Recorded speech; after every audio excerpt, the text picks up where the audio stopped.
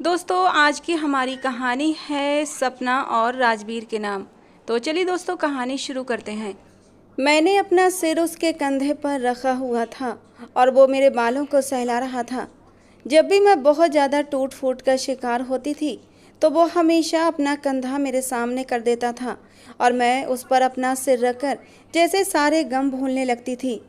अपने अभिषेक की यादों से निकलने के लिए मुझे राजवीर के कंधे की हमेशा ज़रूरत पड़ती थी, क्योंकि अभिषेक को सोचते सोचते मैं पागल होने लगती थी। अभिषेक के जाने के बाद जिस तरह राजवीर ने मुझे सहारा दिया था, इस भरी दुनिया में मुझे वही अपना लगने लगा था।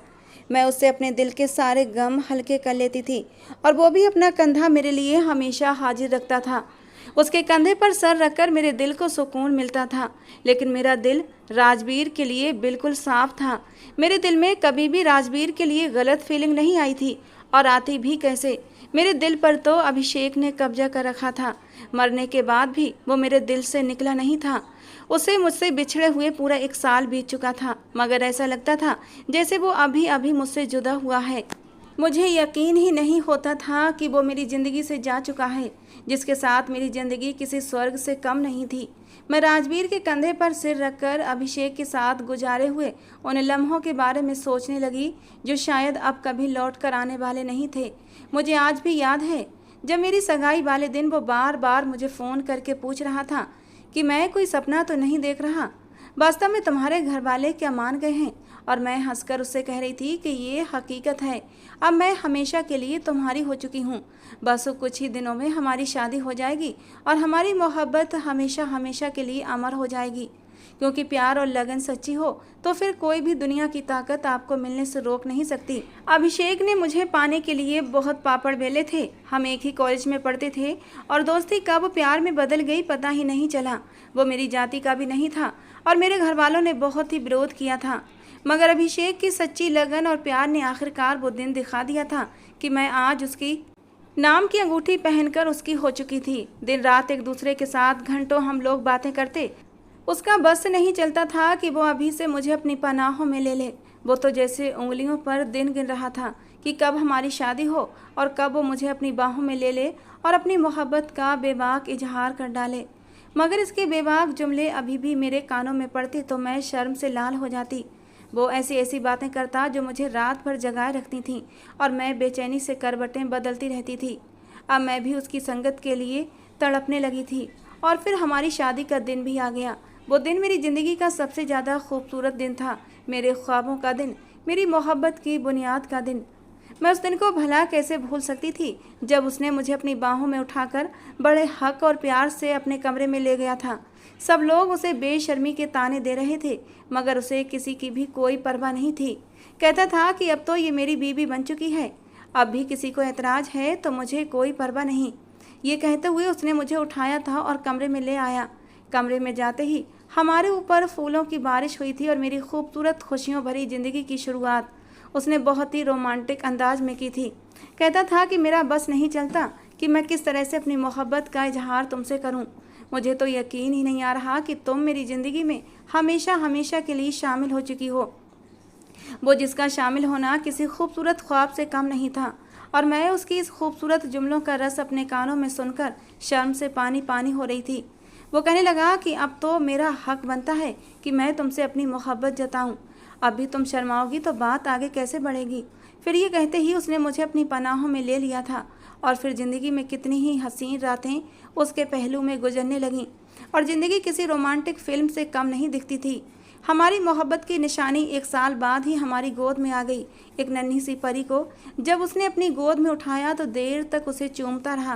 कहने लगा कि मैं तो यही चाहता था कि मेरी बेटी हो जो बिल्कुल मेरी पायल जैसी हो, और देखो ये बिल्कुल तुम पर गई है। वो इस कदर खुश था कि मैं उसे देखकर खुशी से आंसू बहा रही थी। भला इतनी खूबसूरत ज़िंदगी भी किसी की होती है जितनी मेरी थी। मेरे ससुराल वाले भी बहुत प्यार करने वाले थे और ख्याल रखने वाले थे। मेरे सास ससुर के अलावा मेरा एक देवर था जो मेरे नाज नखरे उठाते नहीं थकता था। राजवीर घर भर का लाडला था और मैं उसकी लाडली भाभी। अगर मुझे जरा सा भी कोई डांट देता तो वो उससे नाराज़ हो जाता कि खबरदार जो किसी ने भाभी को कुछ भी कहा। और मैं तो अपनी किस्मत पर जितना भी रश्क करती कम था। मेरा पति मुझे सिर आँखों पर बिठाता और देवर भी, और सास भी ऐसी मिली थी कि मुझे उसमें अपनी माँ नजर आती थी। मैं दुआ करती थी कि मेरी जैसी किस्मत हर लड़की की हो, मगर बहुत जल्दी मेरी ये दुआ बद्दुआ में बदलने वाली थी। मेरी खुशियों भरी ज़िंदगी को किसी की नज़र लगने वाली थी, और ऐसी नज़र जिसकी काली स्याही मेरी ज़िंदगी से कभी भी उतरने वाली नहीं थी, क्योंकि मेरी ज़िंदगी में एक ऐसा हादसा होने वाला था जो शायद मेरी ज़िंदगी की काया ही पलट देता। हमारी शादीशुदा ज़िंदगी को किसी की बहुत ही बुरी नज़र लग गई थी। पूरे देश में एक महामारी फैल गई थी जिसने हमारे घर में भी पंजे गाड़ लिए थे। ये कोविड का दौर था और पूरे देश में खौफ और दहशत की लहर दौड़ गई थी। एक दिन अभिषेक ऑफिस से लौटा तो उसकी तबीयत कुछ ख़राब थी। कहने लगा कि मेरे लिए एक कप गर्म चाय बना दो, मुझे फ्लू हो रहा है। मैंने उसके माथे पर हाथ रखा तो वो बुखार से तप रहा था। मैं एकदम से परेशान हो गई। कहने लगा मैं ठीक हो जाऊंगा, परेशान होने की ज़रूरत नहीं है। मगर उसे ये बुखार ऐसा चढ़ा कि फिर उतरने का नाम ही नहीं लिया।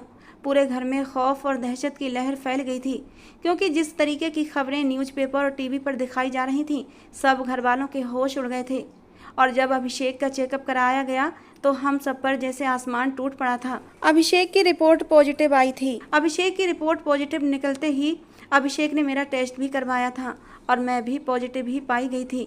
लेकिन मुझे अपनी इतनी परवाह नहीं थी जितनी परवाह मुझे अभिषेक की थी, क्योंकि अभिषेक की हालत मुझसे ज़्यादा कहीं ख़राब थी। अभिषेक ने खुद को एक कमरे में बंद कर लिया था, किसी को अपने करीब नहीं आने देता था। मैं दरवाज़ा पीटती रहती मगर वो कहता कि पायल मुझसे दूर रहो। मैं जानती थी कि पूरा देश इस महामारी की लपेट में आ चुका था और लोग मर रहे थे। अपने सगों को अपनी ही नज़रों के सामने मरता देख रहे थे और बेबस थे। मैं तो जल्दी ही इस बीमारी से उभरने लगी थी, लेकिन अभिषेक की तबीयत दिन ब दिन बिगड़ती जा रही थी और किसी को भी उसके करीब जाने की इजाज़त नहीं थी। हम बस दूर से ही उसे देखते रहते थे। मैं आईसीयू वार्ड के बाहर खड़ी अभिषेक को देख रही थी। मेरी मोहब्बत मेरी नज़रों के सामने दम तोड़ रही थी और मैं कुछ भी नहीं कर पा रही थी। मेरी खुशियों भरी ज़िंदगी को जैसे आग लग गई थी। और फिर वो क़यामत खेज मंजर मुझे आज भी याद है, जब मेरे अभिषेक ने तड़प तड़प कर अपनी जान दे दी थी। वो मुझे जिस आस और दर्द भरी निगाहों से देख रहा था, मेरा जी चाहा कि मेरा कलेजा फट जाए और मैं भी अभिषेक के साथ इस दुनिया से चली जाऊं। मैं उससे लिपट जाना चाहती थी, उसकी सारी तकलीफ़ों को अपने अंदर समा लेना चाहती थी। लेकिन उसने मुझसे वादा लिया था कि तुम मरने के बाद भी मुझे हाथ नहीं लगाओगी। उसने मुझे मेरी मोहब्बत का वास्ता दिया था, हमारी मोहब्बत की निशानी हमारी बच्ची का वास्ता दिया था कि तुम्हें जीना होगा, हमारी बच्ची के लिए जीना होगा। और मुझे उसका आखिरी वादा निभाना था। हमारे पूरे परिवार में एक मातम छाया हुआ था और मैं तो ऐसी थी जैसे अब शरीर में जान बाकी ना हो। अंजलि उस वक्त सिर्फ 1 साल की थी। मेरे लिए उसे संभालना बहुत मुश्किल हो चुका था, क्योंकि मैं खुद को भी संभाल नहीं पाती थी। और इसी दौरान राजवीर का साथ मेरे लिए किसी ठंडी छाँव जैसा था। राजवीर अभिषेक से पूरे 5 साल छोटा था, मगर उसने जैसे सब घर वालों को संभाल लिया था और वो घर का बड़ा आदमी बन चुका था। कहता था कि भाभी परेशान मत हो, मैं हूं ना तुम्हारे साथ। जो किस्मत में लिखा है हम उसे बदल नहीं सकते, और जो तकदीर हमारी झोली में डालना चाहती है उसे हम नज़रअंदाज करें, ये भी अच्छी बात नहीं। मैंने कहा अब मेरे पास बचा ही क्या है, सब कुछ तो फना हो गया। अभिषेक हर चीज़ अपने साथ ले गया। कहने लगा कि अगर तुम इस तरह से दिल हार जाओगी तो अंजलि को कौन संभालेगा। उसे तुम्हारे साथ की और प्यार की ज़रूरत है। तुम्हें भाई के लिए नहीं बल्कि उसकी निशानी को अपने सीने से लगाकर जीना होगा। और शायद भाई भी ऐसा नहीं चाहते थे कि तुम उनकी याद में घुलती रहो। तुम्हें मूव ऑन करना चाहिए। यूं ही 1 साल बीत गया था और आज भी राजवीर का कंधा हमेशा मेरे हर दुख और गम को जज्ब कर लेता था। मैं उसे अपने छोटे भाई की तरह समझती थी और अपना हर दुख सुख उससे बांट लेती थी। अगर वो न होता तो शायद आज मैं भी मर चुकी होती, मगर उसने मुझे जीने की उम्मीद दी थी। आज रात भी अभिषेक की यादें मुझे सोने नहीं दे रही थीं। तभी राजवीर ऑफिस से लौटा।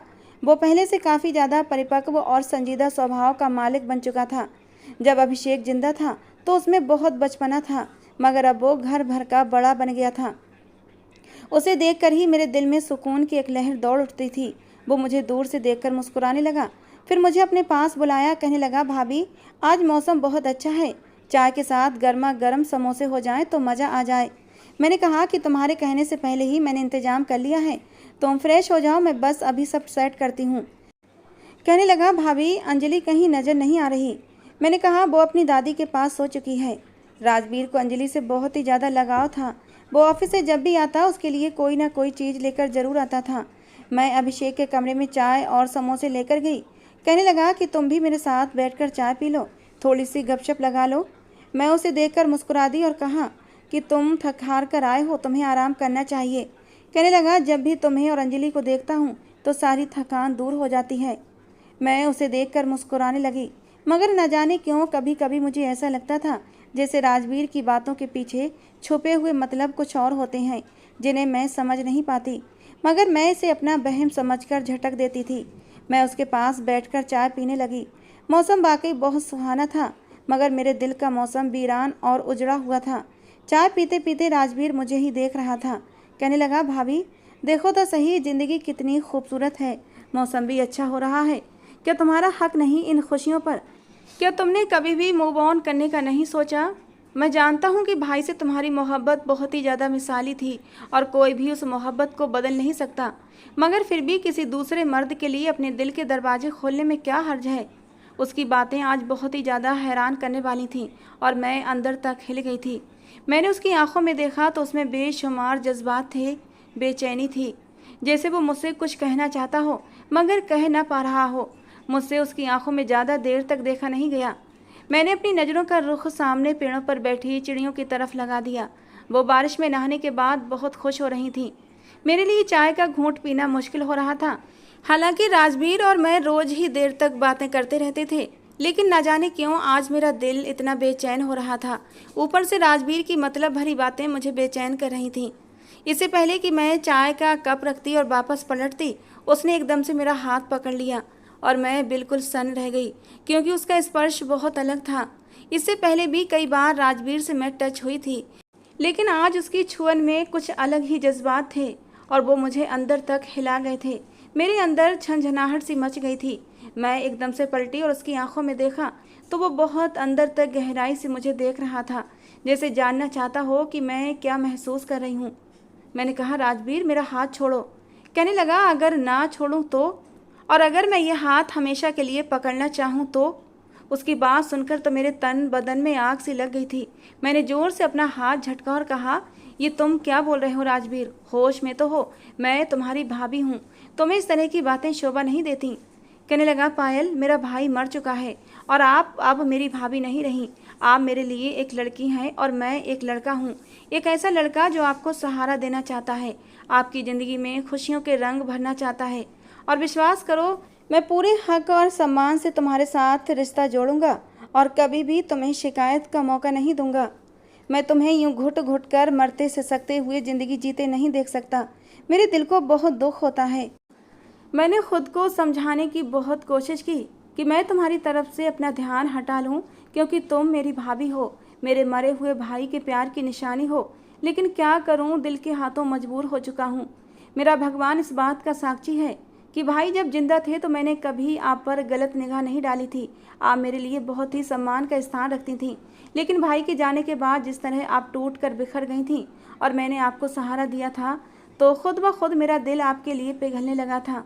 मेरा जी चाहता था कि पूरे हक और सम्मान से तुम्हें सहारा दूं, लेकिन मैंने खुद पर बंद बांध लिए थे।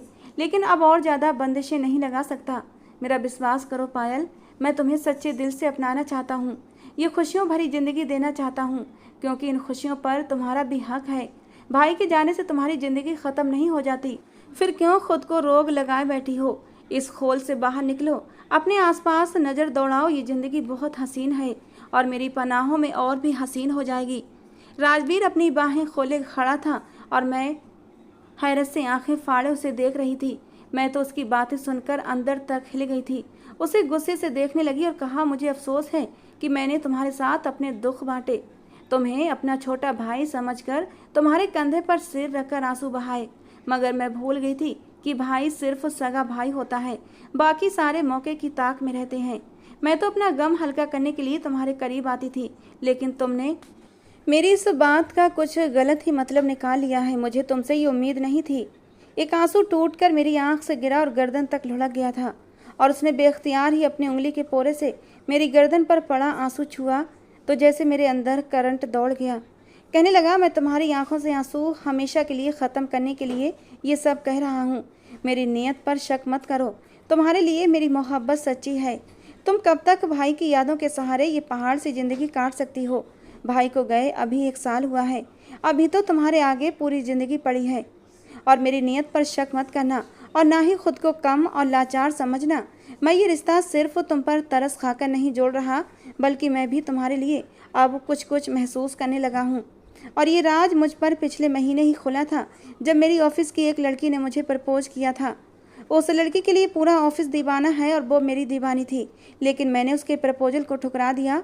और वजह जानती हो क्या है? वजह तुम हो। मुझे उसी दिन महसूस हुआ कि मैं तो अपने दिल में किसी और को बसाए बैठा हूँ, और जब दिल में झांक कर देखा तो तुम पूरे आबोताब से मेरे दिल के सिंहासन पर बैठी हुई मुस्कुरा रही थीं। हालांकि मैंने तब से खुद को समझाने की लाख कोशिश की कि मुझे ये नहीं करना चाहिए, आप मेरे भाई की निशानी हैं, लेकिन मैं इस दिल का क्या करूं? आज भी ये दिल फिर से बेकाबू हो गया, और आज जब मैंने अपने सारे सब्र खो दिए, मेरे पास कोई चारा नहीं है, तो मैंने ये सब कुछ आपसे कह दिया। हालांकि मेरे अंदर की जलन तड़प मुझे चैन नहीं लेने देती, मुझे रातों को जगाए रखती है। इसीलिए मैं आपसे कहता हूँ कि हम दोनों को एक मौका मिलना चाहिए अपनी ज़िंदगी में खुशियाँ भरने का। मुझे कोई जल्दी नहीं है, आप अच्छी तरह से सोच लें। आप भी जानती हैं कि पूरी ज़िंदगी अकेले काटना बहुत मुश्किल है, और आपकी अभी उम्र भी सिर्फ 25 साल ही तो है।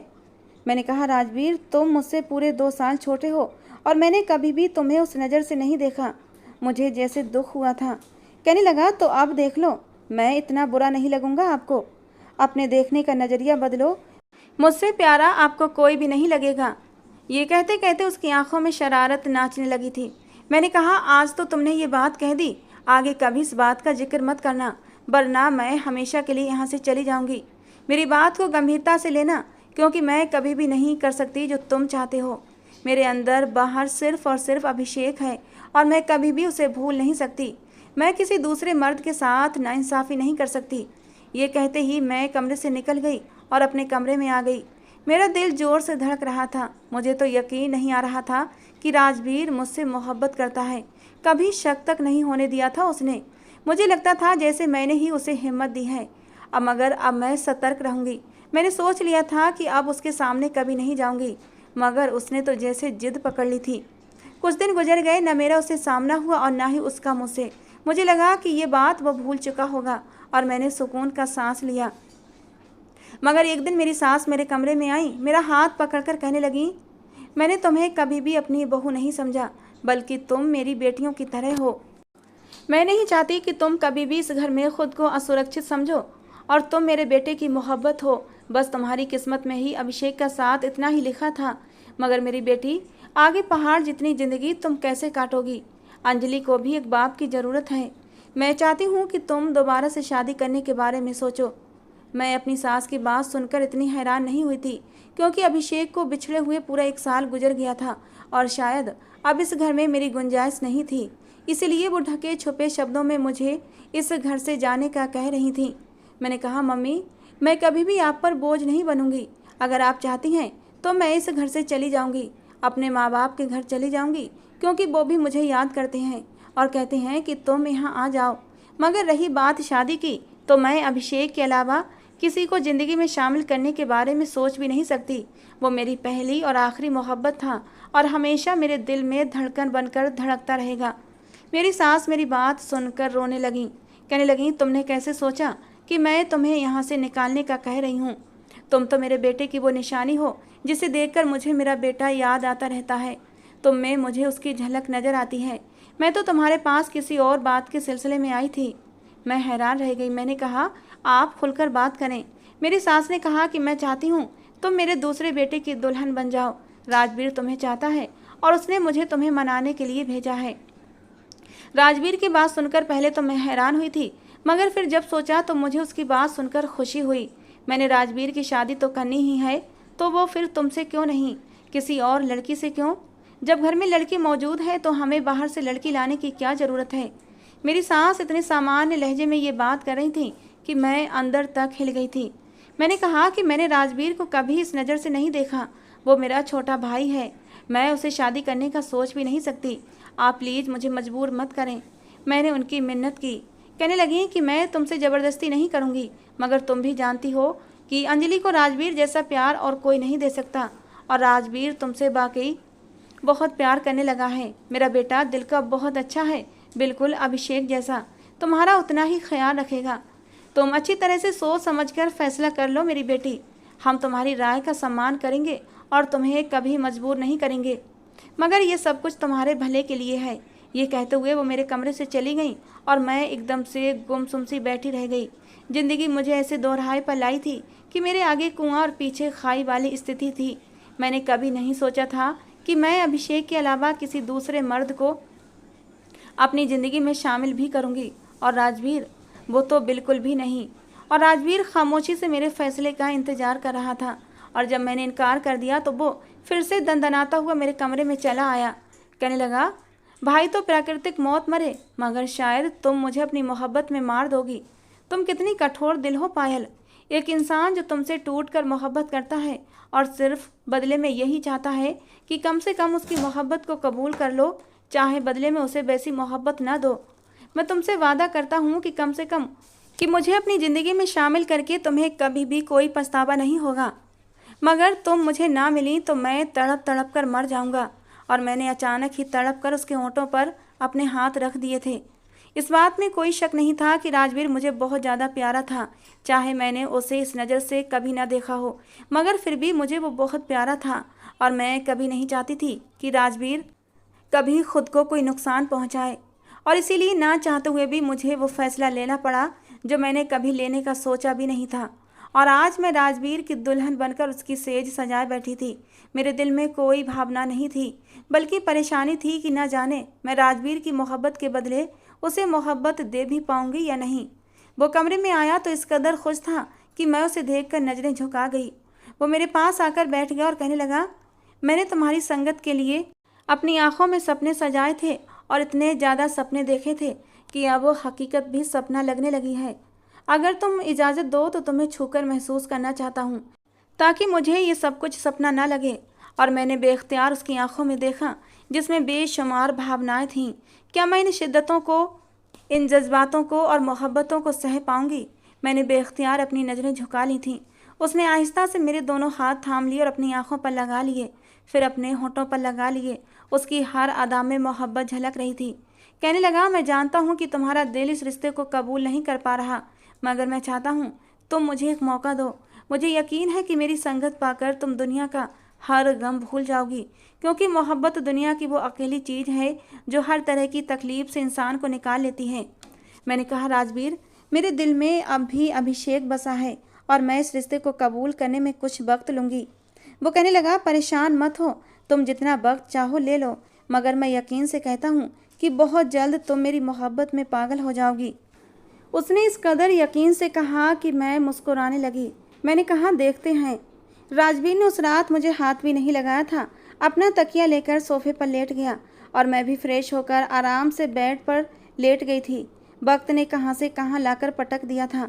1 साल पहले की ही तो बात है। मैं और अभिषेक कैसे एक दूसरे की बाहों में लिपट कर सोया करते थे, और आज मैं उसके ही छोटे भाई के कमरे में उसकी पत्नी की हैसियत से लेटी हुई थी। देखते देखते वक्त यूं ही गुजरता गया और राजवीर मुझ पर अपनी चाहतें और मोहब्बतें लुटाता रहा। उसने कभी भी मुझे छूने की, मेरे साथ पति पत्नी वाला रिश्ता बनाने की कोशिश नहीं की थी, लेकिन मेरा ख्याल बहुत रखता था। हर वक्त अपनी मोहब्बत का इजहार करता, हर वक्त मेरी ज़रूरत का ख्याल रखता। वो तो जैसे मुझे पाकर ही हवाओं में उड़ने लगा था। मैंने शुरू में उसे खुद से दूर रखा था, क्योंकि मेरा दिल ही नहीं मान रहा था उसके करीब जाने के लिए, मगर धीरे धीरे उसने मेरे दिल को पिघला ही लिया। एक रात ऑफिस से वापस लौटा तो उसे बहुत तेज़ बुखार था। कहने लगा, पायल, मेरे लिए 1 कप चाय तो बना दो। उसका गला भी ख़राब लग रहा था और मेरी तो जैसे जान निकल गई थी। बिल्कुल वैसी ही हालत थी जैसी अभिषेक की हुई थी। मैं जल्दी से गई और उसके लिए चाय बनाकर लाई। वो बुखार से तप रहा था। मैं सारी रात उसके माथे पर पट्टियाँ रखती रही और वो बेहोशी में भी मेरा नाम पुकारता रहा। मैंने कहा, राजवीर, तुम बिल्कुल ठीक हो जाओगे, बस हल्का सा बुखार है। हालांकि अंदर से मैं भी बहुत ज़्यादा परेशान हो गई थी, बार बार अपने आंसू साफ करती। कब उसे पट्टियाँ करते करते उसके सीने से लगकर सो गई पता ही नहीं चला। सुबह उठी तो वो बिल्कुल फ्रेश था। वो मुझसे पहले ही जागा हुआ था और उंगलियों से सहला रहा था। मैं जल्दी से उससे अलग हुई, अपनी साड़ी ठीक की और उससे दूर हटने लगी तो उसने ज़ोर से खींचकर मुझे अपने सीने से लगा लिया। कहने लगा, ये बुखार तो मेरे लिए बहुत अच्छा साबित हुआ क्योंकि तुम मेरे करीब जो आ गई हो। और मेरा दिल ज़ोर से धड़का था। मैंने कहा, छोड़ो राजवीर, तुम्हें मेडिसिन भी देनी है। कहने लगा, मैं बिल्कुल ठीक हूँ। यकीन नहीं आता तो ये हाथ पकड़ो और मुझे छूकर देख लो। उसने मेरा हाथ बेख्तियार अपने माथे पर लगाया और फिर अपने सीने पर रखा। कहने लगा, पायल, इस दिल की धड़कनों को सुनो जो तेज रफ्तार से भागते हुए तुम्हारे ही नाम का जाप कर रही हैं। तुम्हारे स्पर्श से ही मैं ठीक हो गया हूँ। किसी मेडिसिन की ज़रूरत नहीं है। शायद मुझे इसी चीज़ का बुखार था कि तुम मेरे पास होते हुए भी मेरे करीब नहीं थी और ये अंदर की जलन बाहर आ गई थी और बुखार में बदल गई। मैं बेख्तियार उससे अलग हुई। मैं बेड से उतरकर खड़ी हो चुकी थी और गेट की तरफ बढ़ने लगी। मैंने कहा, मुझे नीचे नाश्ता बनाने जाना है, मुझे छोड़ो ना। मगर वो शायद छोड़ने के मूड में नहीं था क्योंकि इतनी मुश्किल से तो मैं उसे मिली थी। राजवीर ने मुझे दोबारा से पीछे से अपनी बाहों में ले लिया था। पीछे से मेरी गर्दन को चूमते हुए कहने लगा, और कितना तड़पाओगी, अब बस भी करो यार। राजवीर कुछ ज़्यादा ही जज्बातों में बह गया था और मेरे साथ गुस्ताखियाँ करने लगा। मेरे मुंह से दबी दबी सी सिसकी निकली थी। मैंने कहा, राजवीर प्लीज़। और शायद उसी वक्त राजवीर को कुछ याद आया था, कुछ एहसास हुआ था। उसने झटके से मुझे छोड़ दिया था। उसकी आंखें शिद्दत की वजह से लाल होने लगी थीं।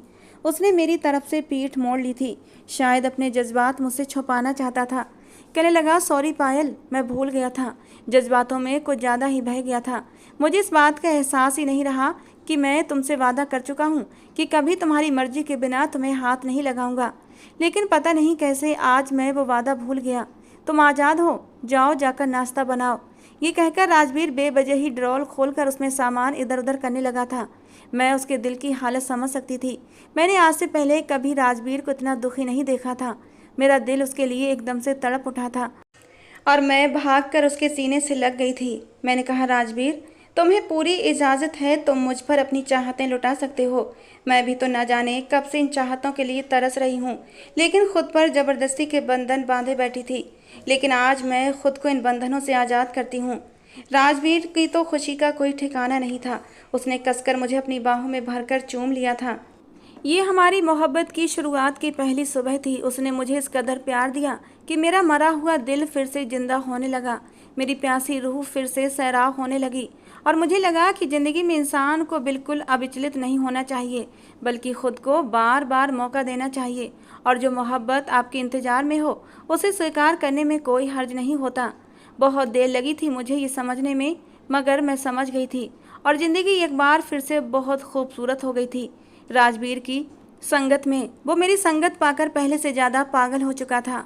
आए दिन ऑफिस से छुट्टी कर लेता और सारा दिन मेरे पास बैठा रहता, अपने दिल की बातें करता रहता। अंजलि हमारे साथ मिलकर खेलती रहती। उसने अंजलि को बिल्कुल अपने बाप जैसा प्यार दिया था। कभी महसूस नहीं होने दिया कि अंजलि उसकी भतीजी है। और मुझे भला और क्या चाहिए था। अभिषेक का ख्याल भी कभी कभी दिल में आता था और मैं अब बेचैन नहीं होती थी। यकीनन वो भी जहाँ होगा बहुत खुश होगा, क्योंकि यहाँ मैं खुश थी।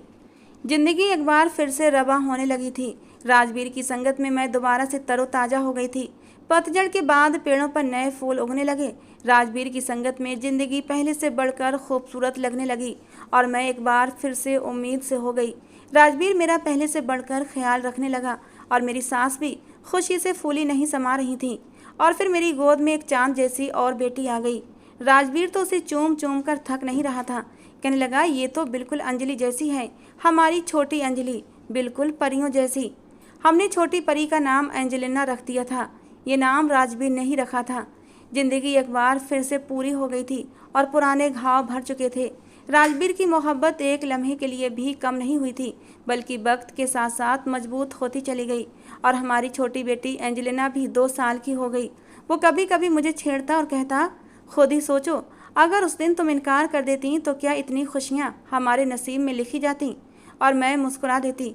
मैंने कहा, तुम जिद पर जो अड़ गए थे, इसीलिए मुझे तुम्हारी बात माननी पड़ी।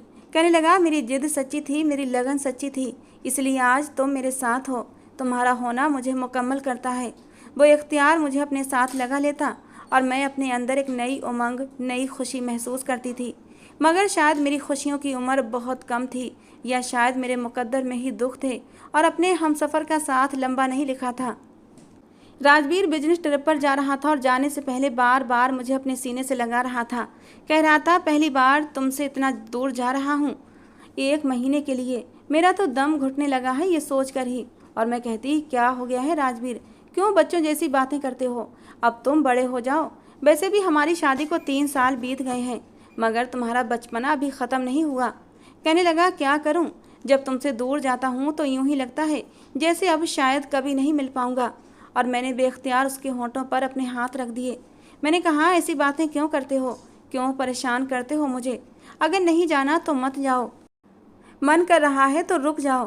कहने लगा, मजबूरी है यार, एक प्रोजेक्ट के सिलसिले में जाना है और मेरा जाना बहुत ज़रूरी है। मगर देखना, मैं तुम्हें रोज़ वीडियो कॉल्स करूँगा और तुम्हारा ये खूबसूरत चेहरा देखकर वक्त गुजर जाएगा। जाते समय उसने एंजेलिना और अंजलि को खूब प्यार किया था। यूँ लग रहा था जैसे वो उनसे आखिरी बार मिल रहा है। बार बार उसकी आंखें भीग रही थीं और मेरा उसे देखकर बुरा हाल था। और वो फिर चला गया, मेरी ज़िंदगी में बहुत सारे खालीपन छोड़कर, मुझे इतनी मोहब्बत देकर कि अब उसकी जुदाई सहना मुश्किल लगने लगा था।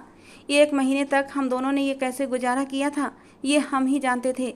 अगली सुबह उसकी वापसी की फ़्लाइट थी और मैं खुशी से निहाल थी कि कल मैं उसे देख सकूंगी अपने सामने। मगर शायद अब मेरी ज़िंदगी में अगले दिन की कोई सुबह नहीं थी, बस तारीक अंधेरी रातें थीं और हिज्र की मुझ पर तकलीफ़ों भरे लम्हे। क्योंकि अगली सुबह जब मैं उसे रिसीव करने के लिए अपनी सास अंजलि और एंजेलिना के साथ एयरपोर्ट पहुंची तो अत्यंत क़यामत खेज खबर मेरे इंतज़ार में थी। क्योंकि फ़्लाइट में कुछ फॉल्ट आने की वजह से वो मंजिल पर पहुंचने से पहले ही क्रैश हो गई थी। मेरे सामने बड़ी सी स्क्रीन पर न्यूज़ चल रही थी और मैं बिल्कुल सांस रोके देख रही थी।